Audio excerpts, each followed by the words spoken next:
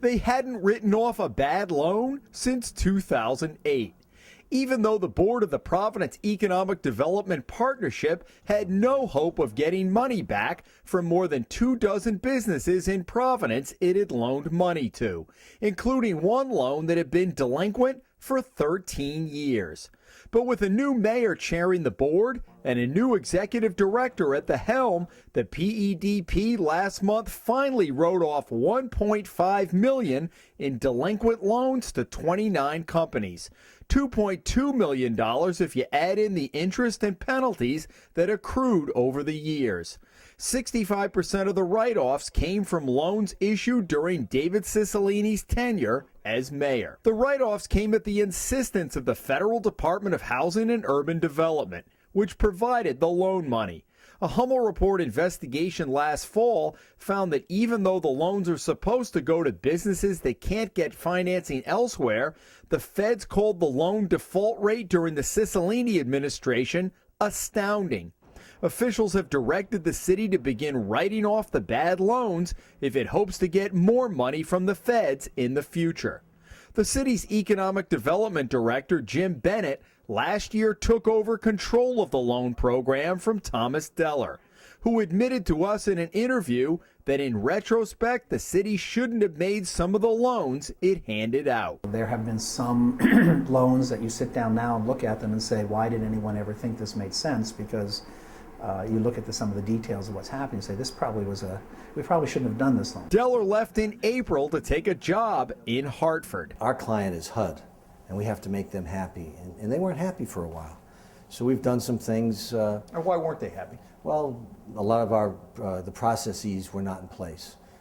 We had some aging loans that were not written off, which was inflating our default rate. The Hummel report has learned Cicilline, who chaired the PEDP, tried to bend the rules of the program to take even riskier loans, according to minutes we obtained of a board meeting in 2009.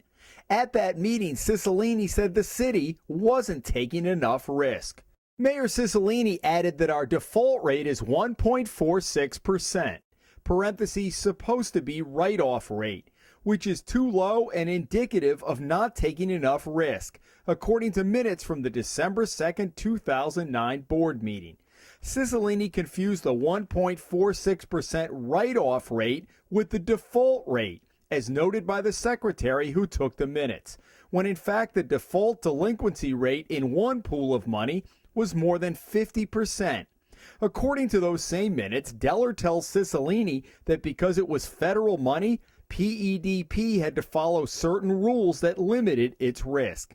That did not deter the mayor. Quote, Mayor Cicilline said to not feel limited by the rules. We can go higher up to have a regulation issued to allow this type of financing.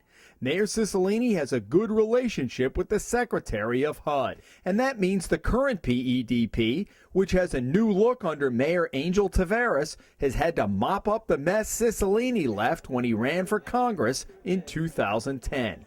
The default delinquency rate has since decreased, and the number of loans that are current increased. HUD has forced you to make changes, has it not? They've forced us, but if you want more money, you have to play their game. Exactly. I mean, and a lot of these recommendations are good business practices that we should have been doing. Nothing that you could have disagreed with. Nothing that I disagree with. Bennett, who brings a private sector philosophy to the position, says the PEDP is going to stay away from the heavy emphasis on restaurant loans that marked the Cicilline era. The board last month wrote off loans to several of the businesses we highlighted last fall, including the Custom House Tavern and Stanley's Famous Hamburgers, which barely made a dent in its $100,000 loan. PEDP also wrote off a $20,000 loan to Manelli's Restaurant made in 2009. Bennett says the PEDP is now investing in a variety of startup companies, already loaning $50,000 to each of 16 companies, with more in the pipeline.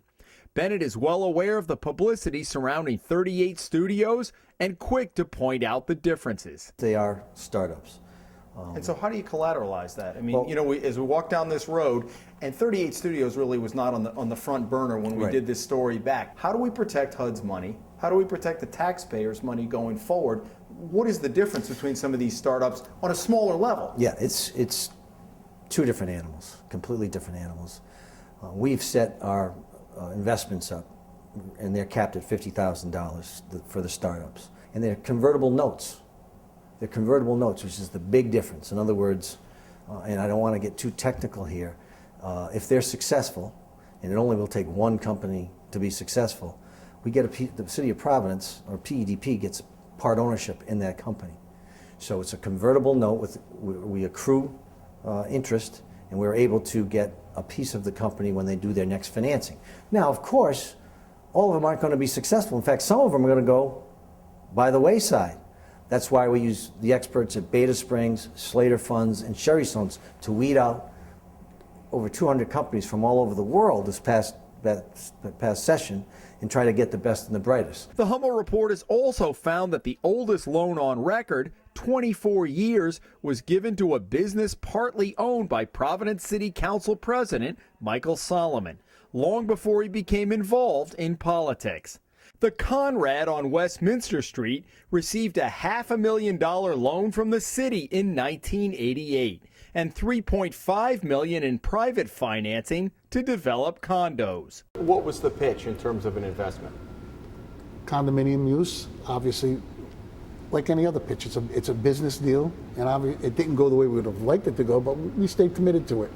And we're committed to seeing the project through. In fact, Solomon and his partners took out another $100,000 for a total of $600,000 and still have a balance of $454,000 owed to the city.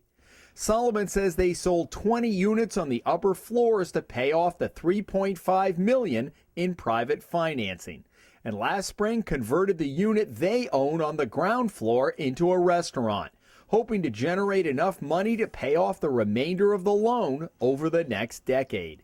Solomon and his partners repeatedly went to the city asking for payment moratoriums, and for the last 2 years have been paying interest only on the loan.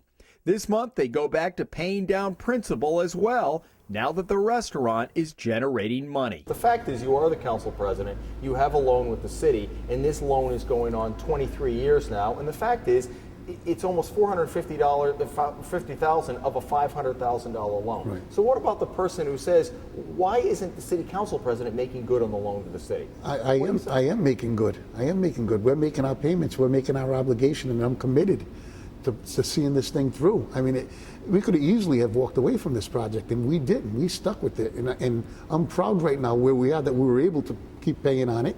I mean, we went through some tough times in the early 2000s. In the first 10 years, and it's been tough, but I mean, we're committed to moving this project forward, and I'm pretty happy right now that, you know, we set out to do economic development, and that's what we succeeded doing. Bennett says he is keeping a close eye on the remaining portfolio and that the PEDP will begin writing off loans it can't collect on twice yearly. After a certain period of time, you're giving yourself a false sense of security. If you're carrying an aged receivable, you know, over 1,000 days, you're carrying it on the books. It's time to either deal with it, write it off, and move on to the next one. And that's the position that HUD took, and we agree with it. In Providence, Jim Hummel for the Hummel Report.